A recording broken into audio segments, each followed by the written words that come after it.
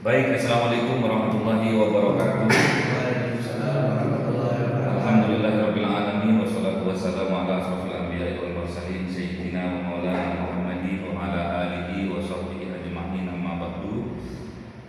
Rabbi shrah li sadri wa yassir li amri wahlul 'uqdatam min lisani yafqahu qawli. Amma ba'du, anak-anakku, adik-adikku, kita masuk kepada pertemuan kedua, yaitu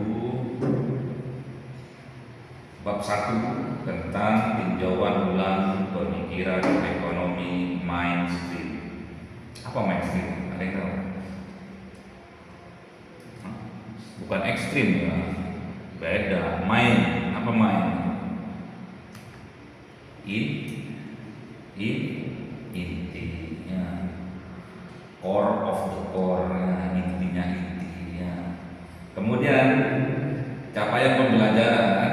Jadi setelah kita mempelajari bab ini, nantinya mahasiswa kalian itu diharapkan mampu yang pertama menjelaskan perkembangan pemikiran ekonomi masa praklasik.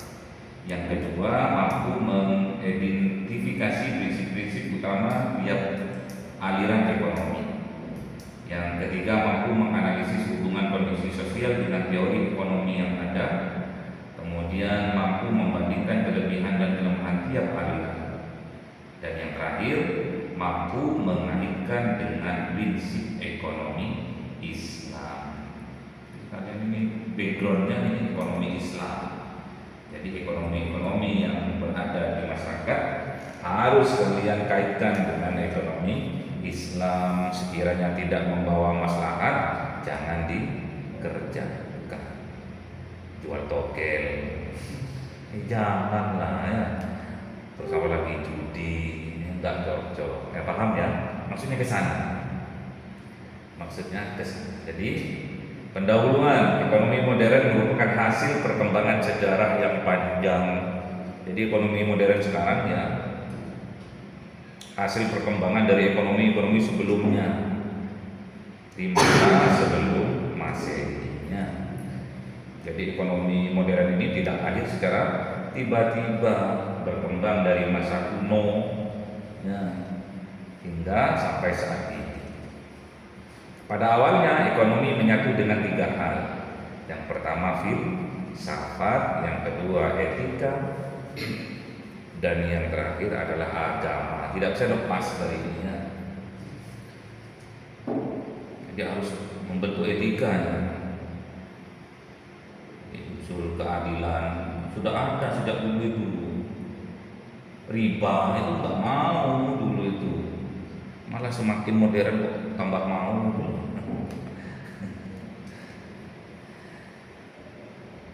Ini ekonomi praklasik atau ekonomi kuno ya. Fokusnya kepada apa ya? Keadilan itu. Kedua, kesejahteraan sosial. Jadi nggak mau berdagang yang satu rugi, satunya untung, nggak mau. Itu sudah sejak dulu. Belum bersifat ilmiah sistematis ya, nggak ada, memang udah ilmunya belum nyampe ke sana. Dan yang terakhir, sangat dipengaruhi oleh moral dan politik. Jadi lebih mengedepankan moral. Kemarin saya dapat cerita itu dari tukang itu. Tukang itu punya ikatan kuat ya, antara tukang yang satu dengan tukang yang lain. Jadi misalkan sama-sama pekerjaannya nih, seorang tukang misalnya. Jadi kalau ada temennya nggak kerja itu dijenguk, diparani, didatangi. Kenapa kok nggak kerja? Sakit tak? Udah. Sudah selesai tak proyeknya? Sudah. Oh berarti belum ada proyek lagi enggak? Ikut aku yuk. Nah itu sekelas tukang ya, yang kadang pendidikannya nggak lulus SD, tapi komitmen keseharian antar sesama tukang itu luar biasa. Kadang kita harus belajar sama tukang-tukang, sama yang pendidikannya rendah itu kita harus belajar dan hal berkomitmen. Jadi kalau bukan punya prinsip makan nggak makan asal kumpul, udah Kalau temennya nggak makan ya ayo kita ajak makan gitu loh. Kalau temennya nggak punya pekerjaan, ayo kita sambangi, kita bantu. Jadi sangat sulit dulu itu, kesenjangan ekonomi itu sulit.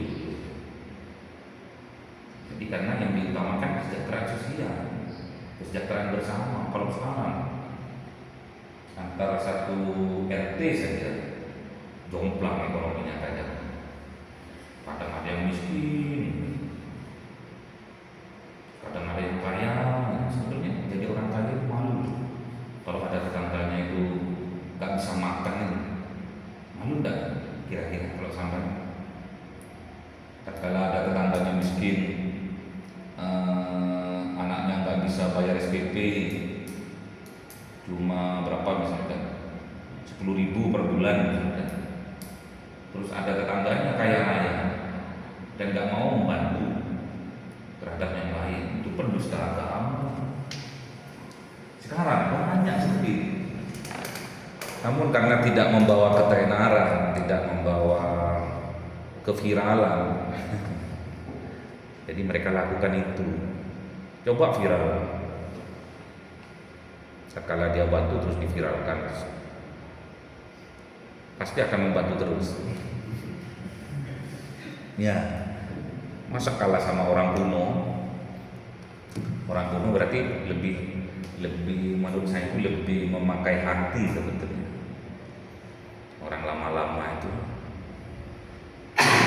rusaknya kan Indonesia itu semenjak dijajah rusak, terus ada pengkhianat, ada yang jadi menir apa itu, ada yang menjadi apa itu kaki tangannya Belanda gitu, untuk memeras pribumi dulu di TV, ya loh. Sebelum dijajah kan kita adem aja, betul loh ya. Yang penting kalian tahu ya, kita ini kadang tidak sebaik atau tidak lebih baik dari pendahulu kita. Jadi ekonomi masa Yunani kuno itu ciri utamanya adalah ekonomi bagian dari filsafat. Apa filsafat? Apa filsafat? Sampai ada pelajaran filsafat kan? Belum. Filosof, apa filosof? Orang itu filosof, filsafat. Ini. Nah, ayo memandang makna dari sesuatu hal bukan dari yang tampak, tapi di balik yang tampak itu.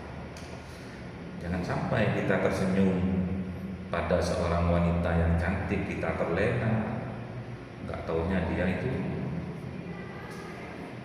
setan yang berginju.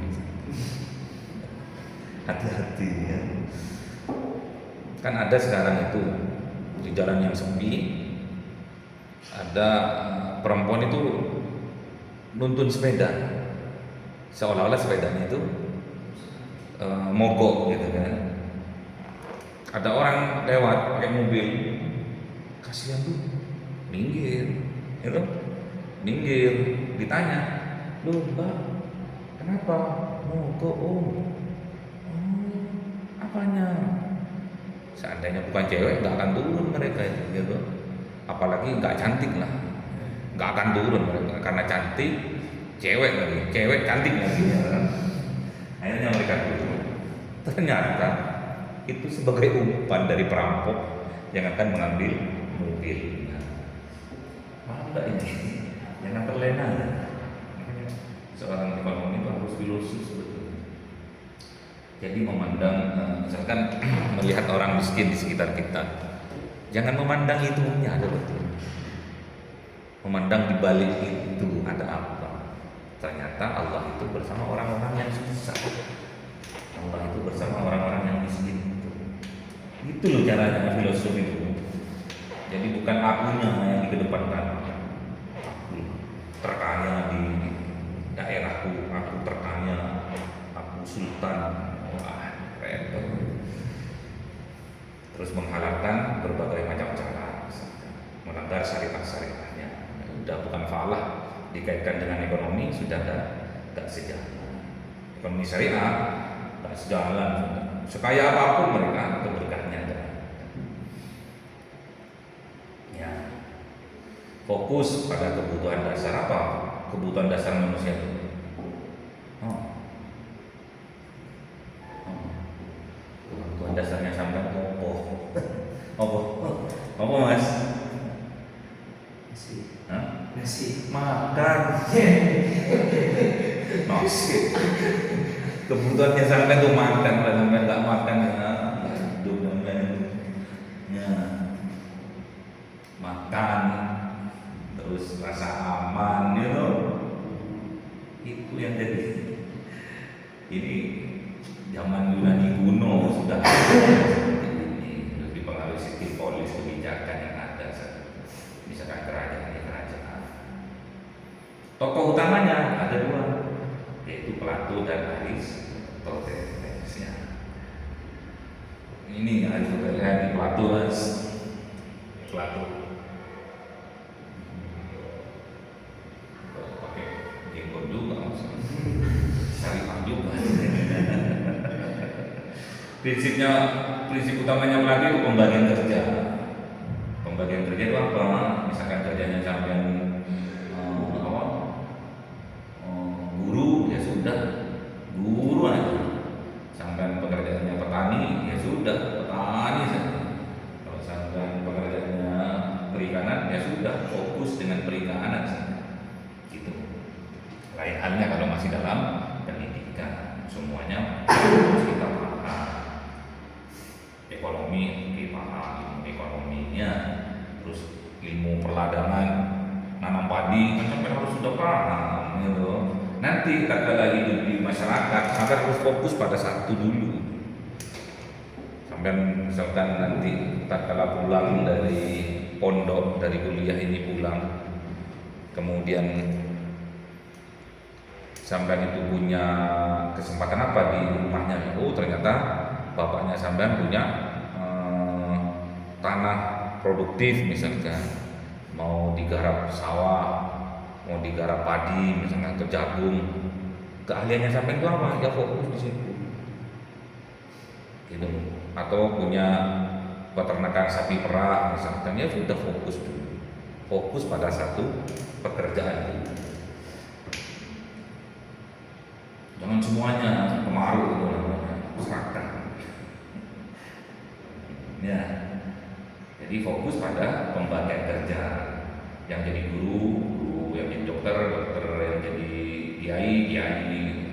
Jangan dirangkap semua. Yang jadi kiai, nabi, jadi dukun juga. Jangan kemaru ya, jangan kemaru. Nah, ini pemikirannya Plato ini mas. Akhirnya membentuk spesialisasi.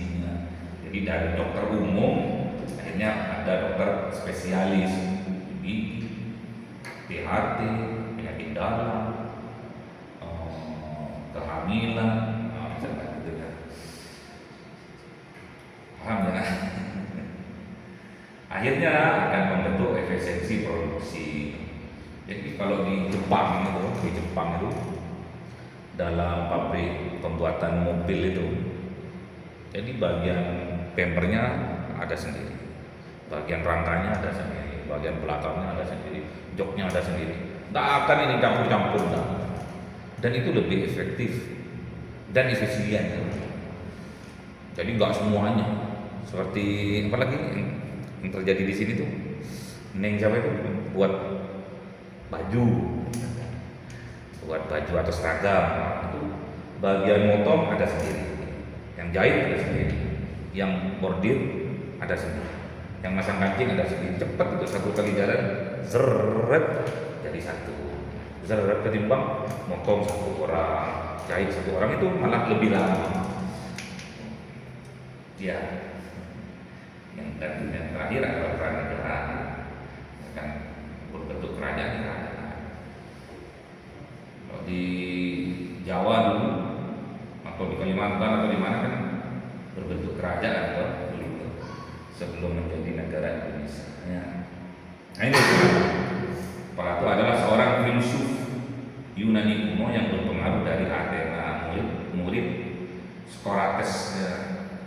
pendiri akademi atau pendidikan juga, lembaga pendidikan tinggi pertama di Barat. Ia dikenal sebagai pelopor idealisme, punya prinsip dia, ya, menekankan dunia ide, keadilan dan pengetahuan sejati. Karya utamanya adalah Republik, membahas negara ideal dan pemimpin yang bijaksana. Yang kedua, pemikirannya Aristoteles. Ini muridnya Plato ini. Tapi kan ini lebih serem ya.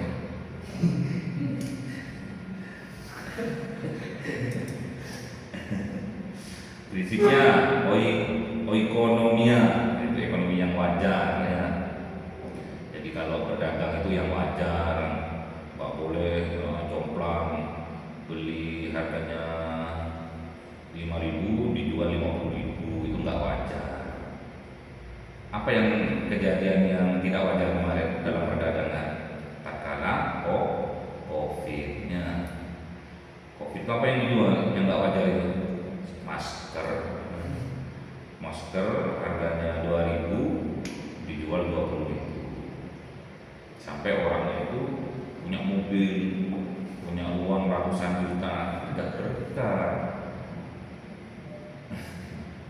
Tidak berkah karena menari-nari di atas penderitaan orang. Islam tidak mengajarkan seperti itu. Terus yang kedua prinsipnya adalah pragmatistik, kekayaan yang tanpa batas. Ini bahaya kalau tidak dibatasi, bahaya. Akhirnya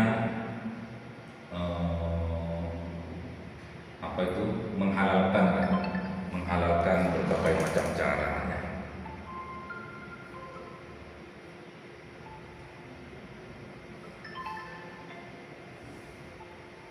Masih ngajar Pak, masih ngajar.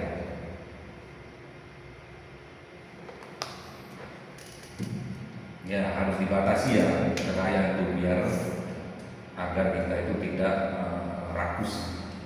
Terus juga penolakan riba. Jadi kalau kita meminjamkan kepada orang uang itu untuk dimakan, ya jangan kita berharap bagi hasil untuk makan kok ya habis, kecuali dia itu mau dibuat untuk modal misalkan, bolehlah kita bicara tentang bagi hasil.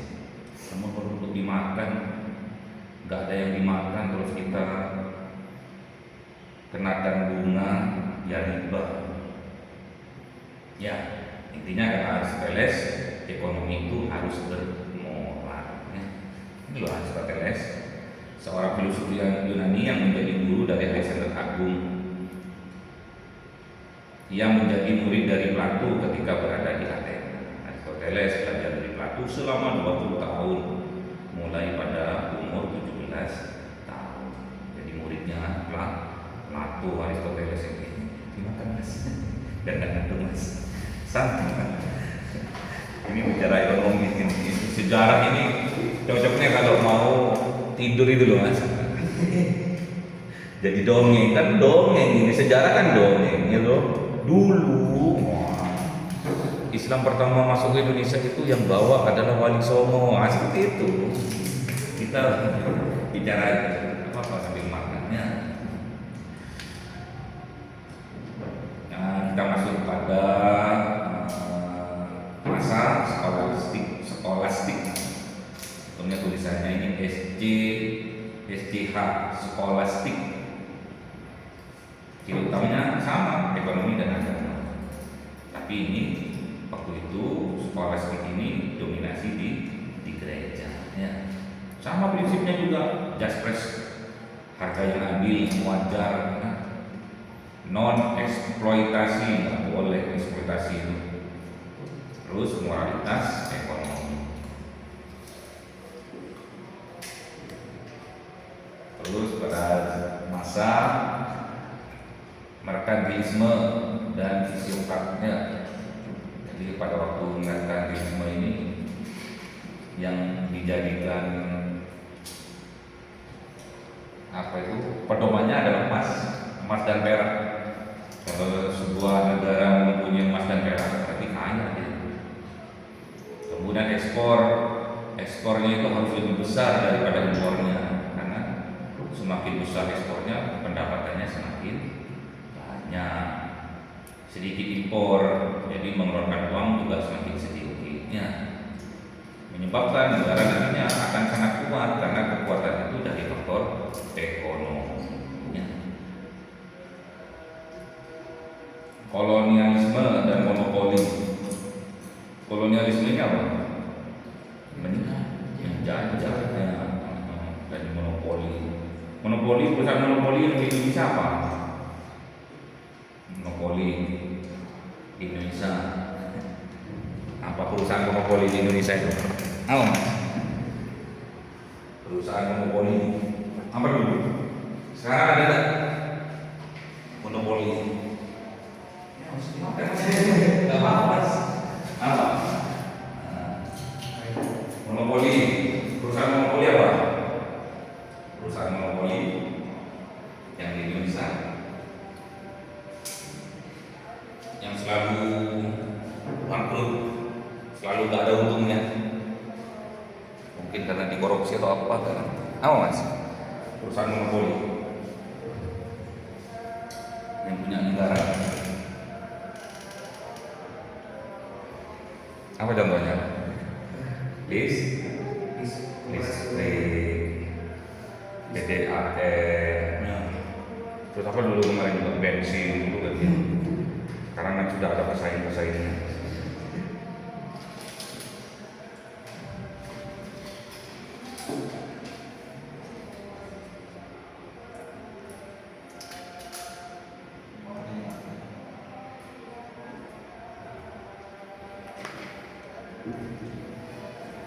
Indonesia pernah dijajah ya, pernah dijajah sekian ratus tahun dijajah Indonesia itu, karena Indonesia itu sudah mempraktekkan sebetulnya prinsip-prinsip ekonomi itu sudah syariah, malah menurut saya itu syariah banget itu.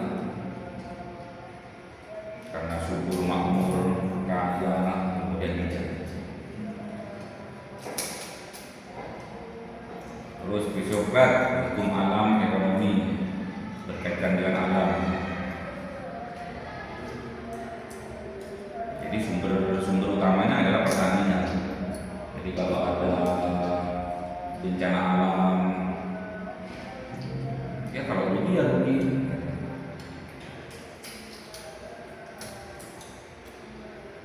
Terus license fire ini pemerintah juga nggak boleh ikut campur, sebetulnya seperti itu.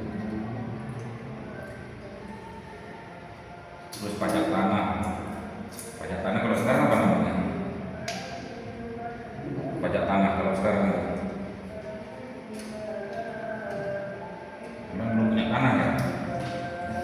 Tanah dan bangunan apa namanya? Pajak apa namanya? PBB, pajak bumi dan bangunan. Semuanya sama. Di Indonesia itu ada namanya pajaknya.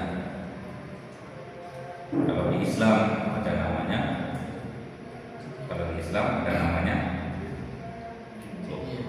Hah? Kalau di Islam, kalau mengeluarkan uang dulu, zakatnya. Sekarang ada peraturan bahwasanya zakat itu bisa mengurangi pajak, asalkan zakatnya itu disalurkan kepada lembaga yang sudah ditetapkan oleh pemerintah seperti Basnasnya, NUKER, Nazismu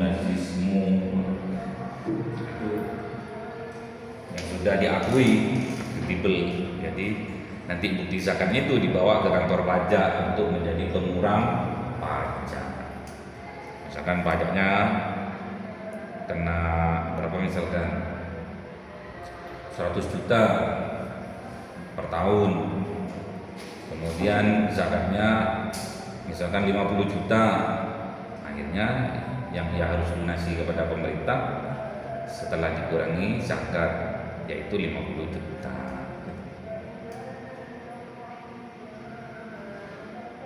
Nah, kita harus bisa evaluasi ini harus kritis ya. apa kelemahannya, apa kelebihannya, dan harus dikaitkan dengan ekonomi Islam karena kita belajar tentang ekonomi Islam. Sama Yunani kuno juga prinsip ekonominya adalah faktor keadilan, juga Islam juga seperti itu, ya toh. Di Yunani kuno juga dilarang riba, juga Islam juga seperti itu. Ada keterkaitannya. Kemudian di ekonomi Islam itu harus ada integrasi antara moral dan ekonomi. Jadi kalau yang haram jangan dilakukan. Kalau yang melanggar syariah jangan dilakukan. Karena tujuannya ekonomi Islam itu adalah falah dunia dan akhirat. Itu tok bedanya. Jadi kalian sudah harus punya gambaran. Nanti setelah bukunya jadi nanti tak kasihkan. Jadi ada penjelasannya, ada cerita-ceritanya juga. Oh, ternyata Aristoteles begini. Oh, ternyata ada semua nanti. Karena sebagai dosen itu hanya satu kewajibannya selama 1 tahun hanya membuat 1 buku saja. Kemarin saya sudah buat buku komunikasi bisnis. Sekarang pemikiran ekonomi sudah selesai, tapi harus dicetak nanti waktu Januari. Jadi nggak bisa. Kalau cuma di fotokopi nggak apa-apa, tapi kalau dicetak itu melanggar ini. Ya gitu ya. Apa just price? Tahu ya? Apa just price?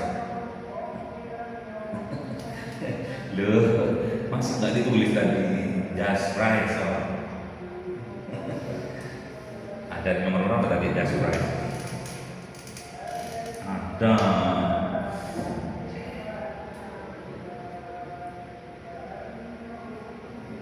Ada just price. Mana mas? Atau nggak ada mas?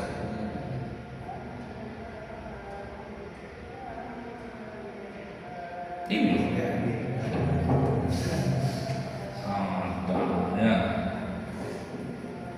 Uraikan 7 prinsip utama dalam mazhab merkantilisme.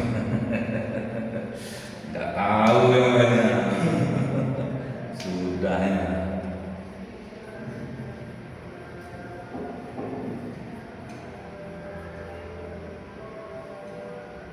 Emas, perak, ekspor, impor, ya. Ada 7.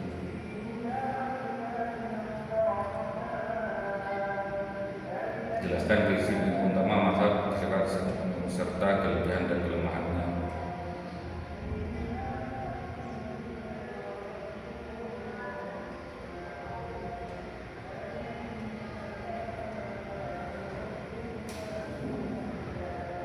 Oke, ini rangkumannya mas.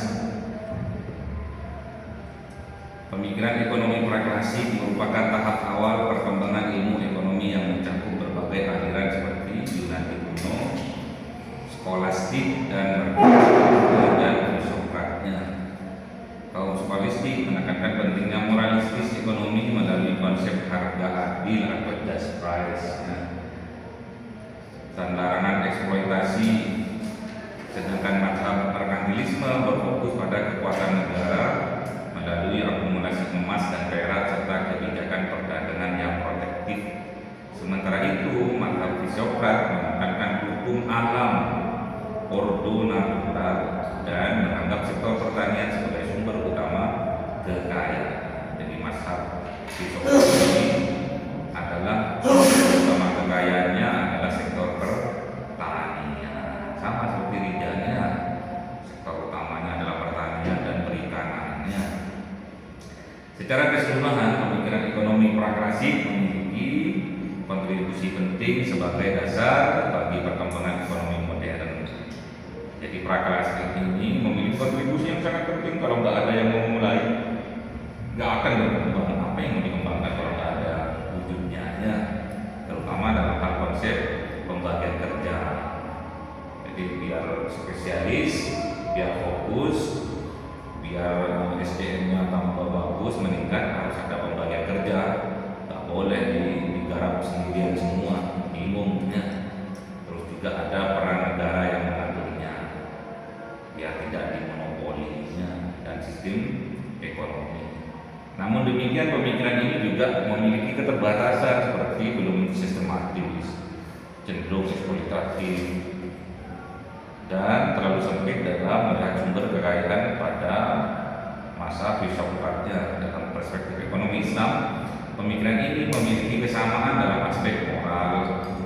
Jadi kalau berdagang itu harus pakai moralnya, nggak boleh baik dikatakan jelek, jelek dikatakan baik, nggak boleh ya. Tetapi disempurnakan dengan prinsip keadilan harus adil ya. Nggak boleh kita itu modalnya 5.000 kita jual 50.000, keserakahan. Larangan riba, nggak boleh. Kalau pinjem ya pinjem saja, nggak boleh dimana-manainnya, kecuali kerjasama dalam prinsip ekonomi. Misalkan berdagang, saya mau berdagang nih, saya punya keahlian dagang sapi, dagang kambing, tak kalah Idul Adha, bentar lagi. Namun saya itu kekurangan modal, saya datang ke orang yang punya modal. Nanti akadnya apa itu? Yang punya modal, saya yang mengerjakan.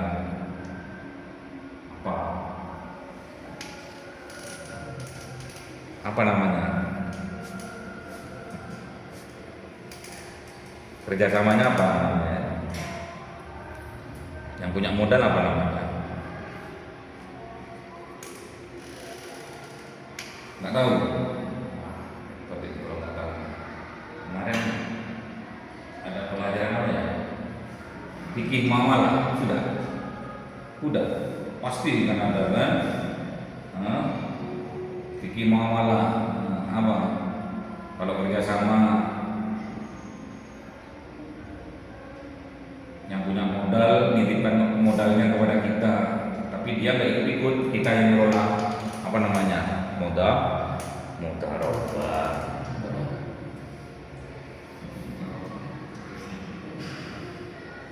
Kalau kita sama-sama punya modal 50-50 terus kita bareng-bareng kerjasama, itu namanya musyarakah. Gimana ya? Dan tujuan falah sebagai kesejahteraan dunia dan akhirat. Jadi tujuannya adalah kesejahteraan dunia dan akhirat. Oke. Soal pilihan mas, masa nggak tahu mas?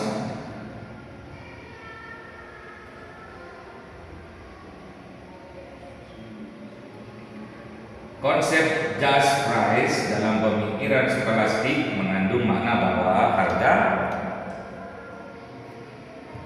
harus adil dan tidak merugikan pihak manapun. Jadi dalam pemikiran skolastiknya itu ada namanya konsep just price. Just price itu maknanya harga itu harus adil, harus wajar, tidak merugikan pihak manapun. Konsep just price itu terjadi dalam pemikiran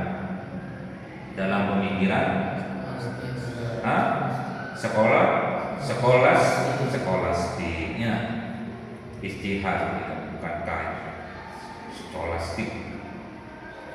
Jadi konsep just price itu terjadi pada pemikiran skolastik.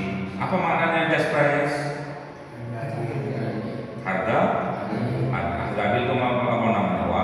Wajar, tak terlalu mahal. Wajar saja ngambil keuntungan 5.000, wajar. Itu namanya just price. Just price itu hadir dalam pemikiran skolastik. Hafal kan ini biar ditanya sama orang apa just price. Harga itu harus wajar, ada seadil, wajar, yang tidak merugikan satu belah pihak. Itu terjadi pada pemikiran apa itu? Skolastik. Ya. Yang kedua, Tujuan utama dari prinsip surplus perdagangan dalam merkantilisme adalah tahu tak? Apa merkantilisme tadi?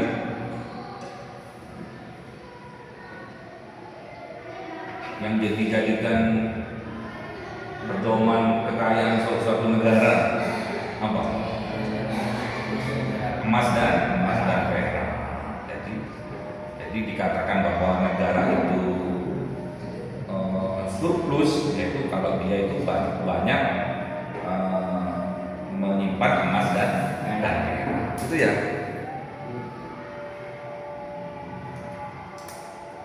Nah, tokoh utama dalam mazhab Fisiokrat adalah, nggak tahu ya, nggak diterangkan tadi ya, nggak diterangkan tadi. Oke, ada yang tahu? Nggak ada ya. Oke. Ini juga diterangkan kalau ini. Prinsip laissez-faire dalam Fisiokrat berarti apa?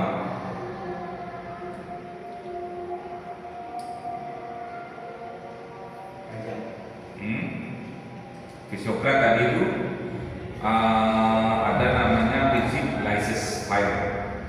Pemerintah nggak boleh ikut campur. Apa namanya di situ?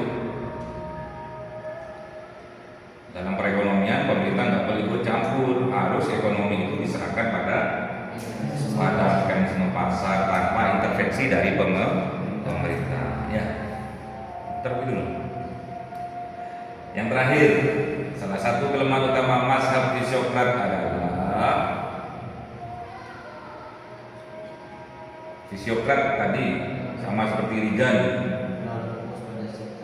sektor pertanian saja.